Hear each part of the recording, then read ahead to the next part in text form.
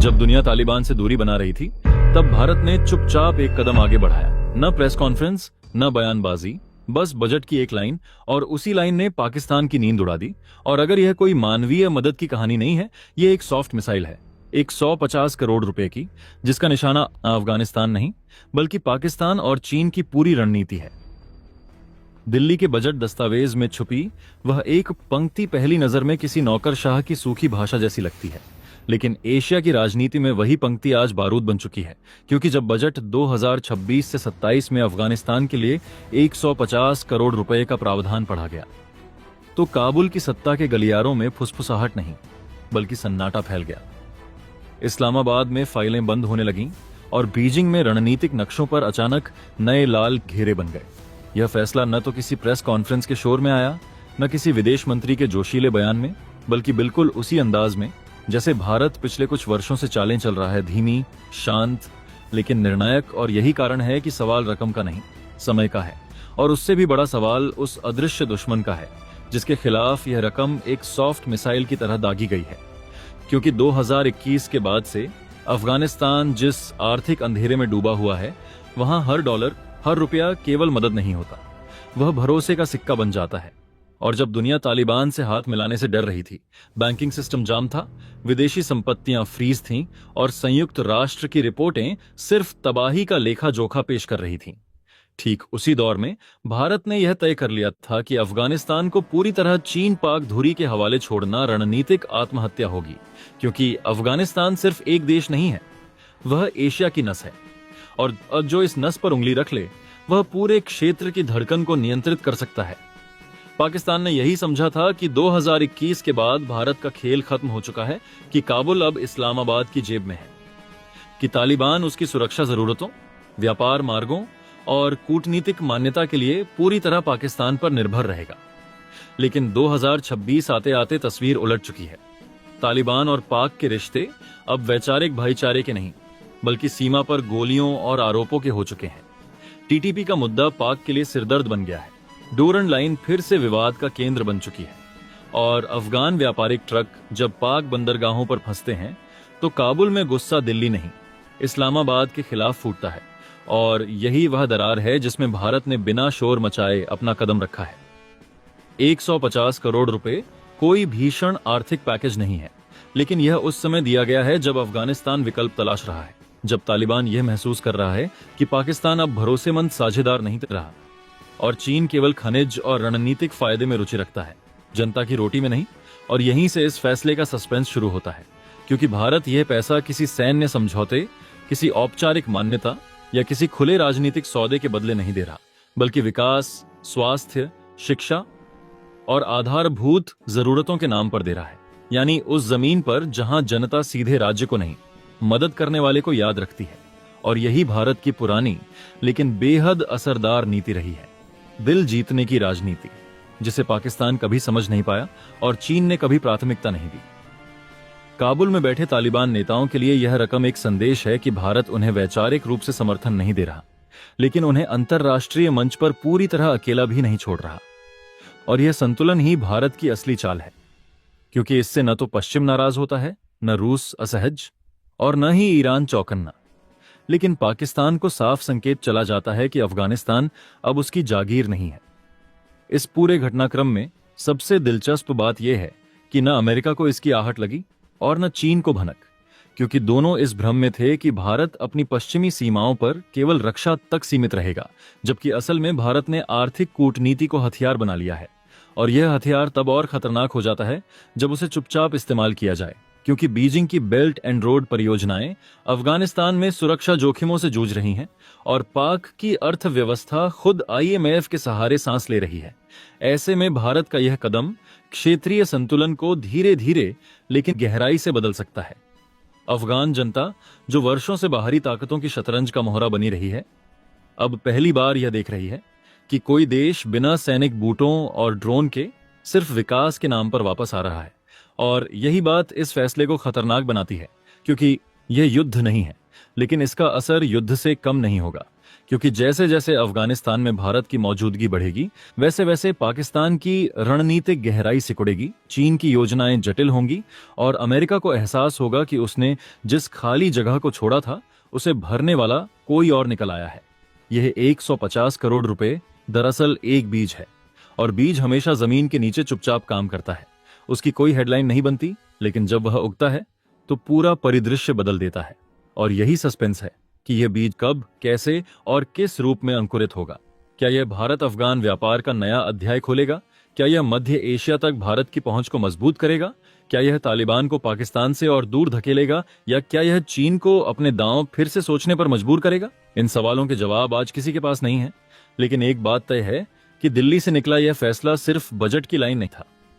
यह एशिया की राजनीति में फेंका गया वह पत्थर था जिसकी लहरें अभी सतह पर दिखनी शुरू हुई हैं, और असली भूचाल अभी आना बाकी है।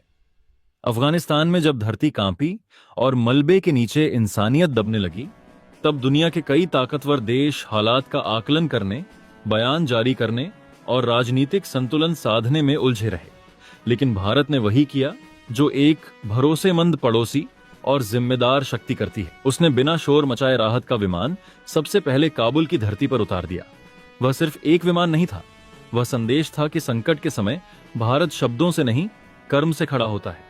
फिर जब अफगानिस्तान में भूखमरी की तस्वीरें दुनिया के मीडिया में आईं, बच्चों की सूनी आंखें और खाली थालियां चीखने लगीं, तब भी भारत ने किसी शर्त, किसी राजनीतिक मान्यता या किसी रणनीतिक सौदे का इंतजार नहीं किया। हजारों टन गेहूं अफगानिस्तान भेजा गया। न किसी कैमरे की भूख थी, न किसी अंतर्राष्ट्रीय मंच पर तालियां बटोरने की जल्दी। मेडिकल सहायता काबुल पहुंची, दवाइयां, उपकरण और उम्मीद। और इन सबके पीछे एक ही सोच थी कि अफगान जनता और तालिबान को अलग अलग तराजू में तौलना जरूरी है। अब इसी भरोसे, इसी निरंतर मानवीय कूटनीति की आखिरी मुहर तब लगी जब भारत ने अपने बजट में अफगानिस्तान के लिए 150 करोड़ रुपए का प्रावधान किया। यह रकम कोई प्रतीकात्मक सहायता नहीं है, यह एक ठोस रणनीतिक निवेश है। स्कूलों में बच्चों की पढ़ाई के लिए, अस्पतालों में इलाज के लिए और बुनियादी ढांचे के जरिए एक टूटे हुए देश को फिर से खड़ा करने के लिए। इसका असर किसी सरकारी रिपोर्ट में नहीं, बल्कि अफगान जनता के दिल और दिमाग में महसूस होगा, जहां भारत की छवि एक दूर बैठे ताकतवर देश की नहीं, बल्कि मुश्किल वक्त में साथ देने वाले दोस्त की बन चुकी है। लेकिन इस पूरी कहानी का असली धमाका मानवीय सहायता या बजट आवंटन में नहीं छिपा है। असली झटका तो उस समय लगा जब तालिबान ने भारत में अपना पहला आधिकारिक प्रतिनिधि नियुक्त कर दिया। साल 2025 में नूर अहमद नूर की नियुक्ति महज एक कूटनीतिक औपचारिकता नहीं है, यह दक्षिण एशिया की शक्ति संतुलन की पूरी स्क्रिप्ट बदल देने वाला कदम। यह साफ ऐलान है कि अब काबुल और दिल्ली के बीच सीधी लाइन खुल चुकी है, बिना किसी बिचौलिए के, बिना किसी पश्चिमी छाते के, और सबसे अहम, बिना पाकिस्तान की तथाकथित अनिवार्य भूमिका के। दशकों तक पाकिस्तान खुद को अफगानिस्तान का गेटकीपर समझता रहा। उसे यह भ्रम था कि जो भी देश काबुल से बात करना चाहेगा, उसे इस्लामाबाद की दहलीज पर सिर झुकाना पड़ेगा।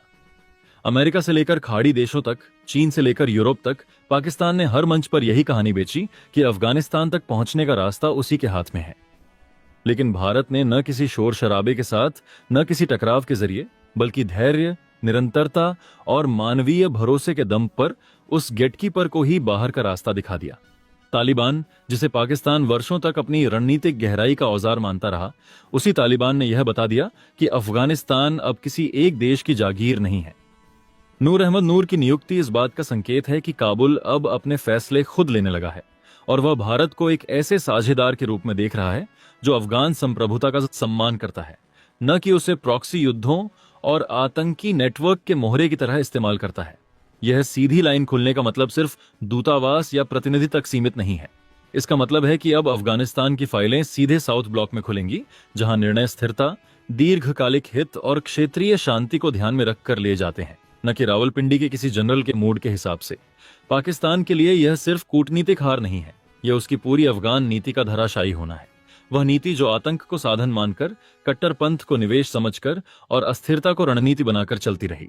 भारत ने यहां किसी सैन्य हस्तक्षेप की जरूरत नहीं समझी, किसी धमकी या दबाव की भाषा नहीं बोली। उसने वही किया जो वह दशकों से करता आया है। सड़कें बनाई, डैम खड़े किए, संसद भवन बनाया, छात्रवृत्तियां दी और आम अफगान को यह एहसास दिलाया कि भारत की दोस्ती सस्ती नहीं, टिकाऊ होती है। आज जब पाकिस्तान यह देख रहा है कि तालिबान भारत से सीधे बात कर रहा है, तो उसके लिए यह सबसे बड़ा झटका है, क्योंकि इससे उसकी वह रणनीतिक कल्पना टूट जाती है जिसमें वह खुद को क्षेत्रीय अपरिहार्यता मानता था। अब खेल बदल चुका है। भारत ने साबित कर दिया है कि सॉफ्ट पावर, मानवीय सहायता और भरोसे की राजनीति बंदूक और ब्लैकमेल से कहीं ज्यादा असरदार होती है। अफगानिस्तान में स्कूल बनेंगे, अस्पताल चलेंगे, सड़कें जुड़ेंगी और इन सब के साथ एक नई पीढ़ी के मन में भारत की छवि गहरी होती जाएगी। यही वह दीर्घकालिक जीत है जिसे न तो किसी प्रेस कॉन्फ्रेंस में मापा जा सकता है, न किसी तात्कालिक हेडलाइन में। यह जीत समय के साथ पनपती है, जड़ पकड़ती है और अंततः पूरे क्षेत्र की भू राजनीति को नया आकार देती है। पाकिस्तान के लिए यह सबक है कि इतिहास में हमेशा वही देश टिकता है जो भरोसा जीतता है, न कि डर पैदा करता है। और अफगानिस्तान की बदलती हवा साफ कह रही है कि यह भरोसा अब दिल्ली के पास है, इस्लामाबाद के नहीं। इस पूरे घटनाक्रम की सबसे दिलचस्प बात यह है कि इसकी गूंज सिर्फ दिल्ली या काबुल तक सीमित नहीं है, बल्कि रावलपिंडी के बंद कमरों से लेकर इस्लामाबाद के टीवी स्टूडियो तक एक बेचैन खामोशी फैल चुकी है। और यही खामोशी असल में उस शोर से कहीं ज्यादा कुछ कह रही है जिसे पाकिस्तानी मीडिया एंकर अपने दर्शकों के सामने चीख चीख कर दबाने की कोशिश कर रहे हैं। क्योंकि जिस फैसले को भारत में एक साधारण बजटीय आवंटन की तरह देखा जा रहा है, वही पाकिस्तान के रणनीतिक हलकों में एक ऐसी दरार की तरह महसूस किया जा रहा है जो आने वाले वक्त में पूरी क्षेत्रीय राजनीति को दो हिस्सों में बांट सकती है। तालिबान मंत्रियों का लगातार भारत आना, कभी विदेश मंत्री, कभी उद्योग मंत्री, कभी स्वास्थ्य मंत्री, किसी औपचारिक कूटनीतिक शिष्टाचार का हिस्सा नहीं, बल्कि एक गहरे, सोचे समझे और जोखिम भरे संकेत की तरह है। संकेत इस बात का कि अफगानिस्तान अब उस पुराने रास्ते पर चलने को तैयार नहीं है जहां उसकी हर सांस पाकिस्तान की मंजूरी से जुड़ी होती थी। और यही वह मोड़ है जहां कहानी में सस्पेंस पैदा होता है। क्योंकि सवाल यह नहीं है कि तालिबान भारत के करीब क्यों आ रहा है, असली सवाल यह है कि वह पाकिस्तान से कितनी तेजी और कितनी निर्णायक तरीके से दूर जा रहा है। दिल्ली में हुई इन बैठकों में चाय और फोटो सेशन से आगे बढ़कर जिन मुद्दों पर बातचीत हुई, चाबहार पोर्ट की भूमिका, एयर कॉरिडोर के जरिए अफगान उत्पादों को भारतीय बाजार तक पहुंचाना, सूखे मेवों से लेकर खनिज संसाधनों तक की सप्लाई चेन और यहां तक कि हेल्थ इंफ्रास्ट्रक्चर में भारतीय निवेश, वे सब ऐसे ठोस कदम हैं जो अगर कागज से निकलकर जमीन पर उतरते हैं तो न सिर्फ अफगानिस्तान की आर्थिक दिशा बदल सकते हैं, बल्कि पाकिस्तान की उस रणनीतिक पकड़ को भी ढीला कर सकते हैं जिस पर वह दशकों से गर्व करता आया है। और यही वह बिंदु है जहां पाकिस्तानी रणनीतिकारों की नींद उड़ रही है। क्योंकि अफगानिस्तान हमेशा से पाकिस्तान के लिए एक स्ट्रैटेजिक डेप्थ रहा है, एक ऐसा पिछवाड़ा जहां से वह भारत के खिलाफ अपनी रणनीति को सुरक्षित समझता था। लेकिन अब वही पिछवाड़ा अगर दिल्ली की तरफ खिड़की खोलने लगे तो यह सिर्फ कूटनीतिक असहजता नहीं, बल्कि एक संभावित रणनीतिक झटका बन जाता है। एक 150 करोड़ रुपए का बजट आवंटन इस पूरे खेल में एक प्रतीक की तरह उभरता है। राशि बड़ी नहीं है, लेकिन उसका संदेश बेहद बड़ा है। उस वक्त में जब अफगानिस्तान कैश क्राइसिस से जूझ रहा है, जब पश्चिमी देशों ने नैतिकता और राजनीति के नाम पर फंडिंग के दरवाजे लगभग बंद कर दिए हैं, जब वर्ल्ड बैंक और IMF की फाइलें धूल खा रही हैं और जब चीन मदद के बदले खनिज, कॉरिडोर और दीर्घकालिक नियंत्रण जैसी शर्तें रख रहा है, ऐसे माहौल में भारत की तरफ से आने वाला यह समर्थन तालिबान के लिए ऑक्सीजन जैसा है।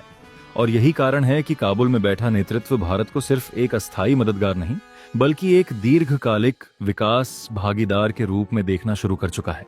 यह बदलाव अचानक नहीं है, बल्कि धीरे धीरे परतें खोलता हुआ सामने आ रहा है।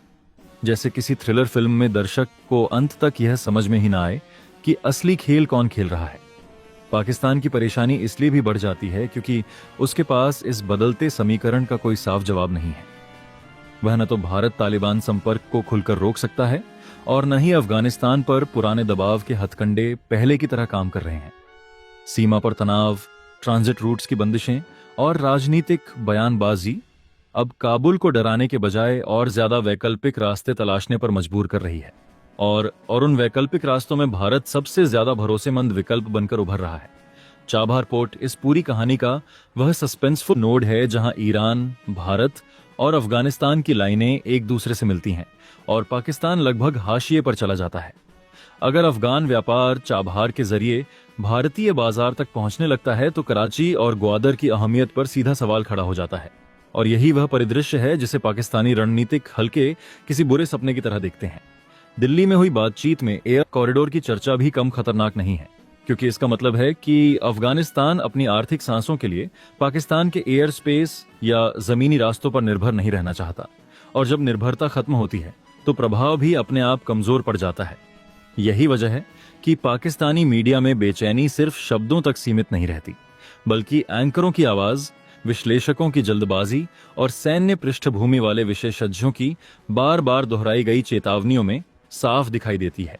वे इसे भारत की चाल कहकर टालना चाहते हैं, लेकिन भीतर ही भीतर उन्हें यह एहसास है कि यह चाल नहीं बल्कि एक लंबा खेल है। एक ऐसा खेल जिसमें भारत बिना शोर मचाए, बिना सैन्य धमकी दिए, सिर्फ विकास, व्यापार और कनेक्टिविटी की भाषा में अपनी मौजूदगी दर्ज करा रहा है। तालिबान के लिए यह रिश्ता इसलिए भी आकर्षक है क्योंकि भारत उनसे वैचारिक प्रमाण पत्र नहीं मांग रहा, न ही तुरंत राजनीतिक मान्यता की शर्त रख रहा है, बल्कि जमीनी जरूरतों, खाद्य सुरक्षा, स्वास्थ्य सेवाएं, रोजगार और व्यापार पर मस्कौट कर रहा है।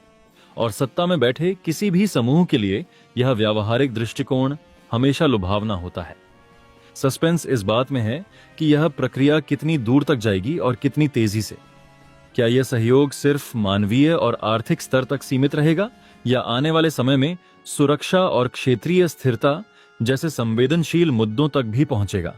पाकिस्तान की चिंता यहीं से और गहरी हो जाती है, क्योंकि अगर अफगानिस्तान ने भारत के साथ संतुलित और स्वतंत्र रिश्ता बना लिया तो दक्षिण एशिया और मध्य एशिया की पूरी रणनीतिक ज्यामिति बदल सकती है।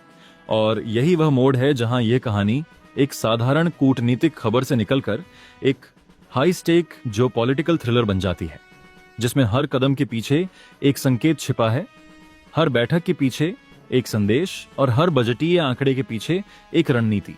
सवाल अब यह नहीं रह जाता कि पाकिस्तान असहज क्यों है। सवाल यह है कि वह इस बदलते खेल में खुद को किस तरह दोबारा प्रासंगिक बना पाएगा, या फिर इतिहास की तरह वह भी इस नए क्षेत्रीय अध्याय में सिर्फ एक चिंतित दर्शक बनकर रह जाएगा। यह फैसला महज एक बजटीय लाइन आइटम नहीं है, बल्कि दक्षिण और मध्य एशिया की भू राजनीति में एक धीमे लेकिन गहरे भूचाल की शुरुआत है, जिसका असर आने वाले वर्षों तक महसूस किया जाएगा। अफगानिस्तान को लेकर भारत का यह दांव उस पुराने नैरेटिव को तोड़ता है जिसमें काबुल को सिर्फ युद्ध, आतंक और अस्थिरता के चश्मे से देखा जाता रहा है। भारत पहली बार इतने साफ संकेत दे रहा है कि वह अफगानिस्तान को केवल मानवीय सहायता का विषय नहीं, बल्कि एक दीर्घकालिक रणनीतिक साझेदार के रूप में देख रहा है। 150 करोड़ रुपए की राशि प्रतीकात्मक है, लगभग वैसी ही जैसे किसी शतरंज की बिसात पर पहला मोहरा आगे बढ़ाया जाता है। असली खेल उसके बाद शुरू होता है।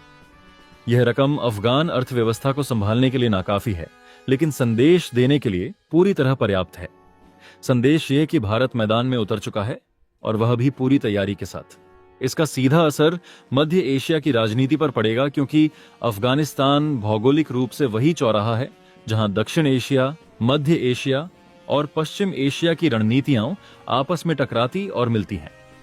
ऊर्जा सुरक्षा के लिहाज से देखें तो तापी पाइपलाइन जैसे प्रोजेक्ट, जिन्हें अब तक कागजी सपना माना जाता था, अचानक फिर से चर्चा के केंद्र में आ सकते हैं।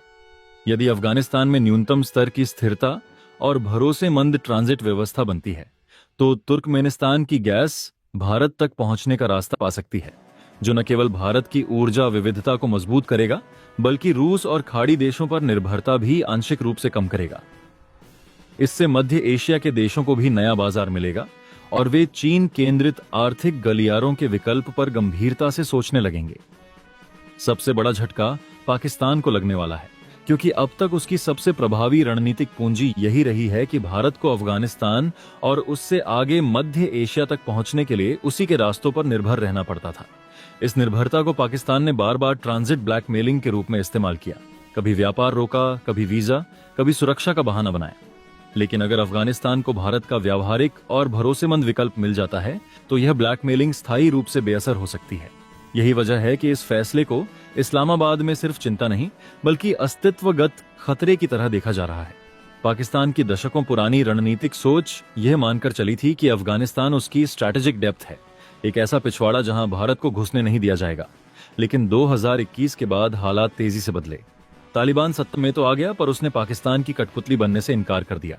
डूरन लाइन पर विवाद, टीटीपी का मुद्दा और व्यापारिक तनाव ने दोनों के रिश्तों में वह कड़वाहट घोल दी जिसे अब छिपाया नहीं जा सकता।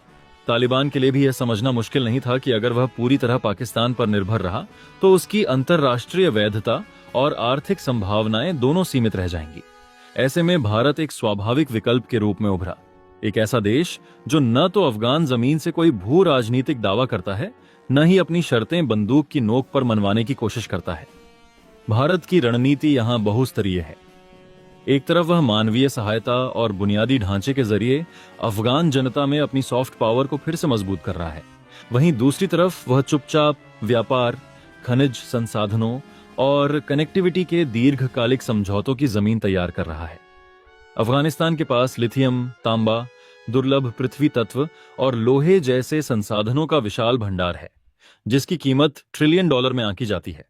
अब तक चीन ने इन संसाधनों पर एकाधिकार की कोशिश की है, लेकिन सुरक्षा जोखिम और तालिबान के साथ जटिल रिश्तों के कारण वह पूरी तरह सफल नहीं हो पाया।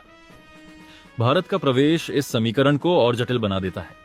चीन को बेचैनी इसलिए है क्योंकि अफगानिस्तान अगर भारत के साथ संतुलित आर्थिक संबंध बना लेता है तो BRI की पकड़ कमजोर हो सकती है और मध्य एशिया में चीन का एकमात्र विकल्प वाला दावा टूट सकता है। इसके अलावा भारत ईरान अफगानिस्तान त्रिकोण चाबहार जैसे प्रोजेक्ट्स को नई गति दे सकता है, जो सीधे सीधे ग्वादर और सीपेक के रणनीतिक महत्व को चुनौती देता है। दोस्तों, आपकी क्या राय है कमेंट बॉक्स में जरूर से बताएं और साथ ही चैनल को सब्सक्राइब करना ना भूलें। आपके एक सब्सक्राइब से हमारी काफी बड़ी मदद होती है। जय हिंद।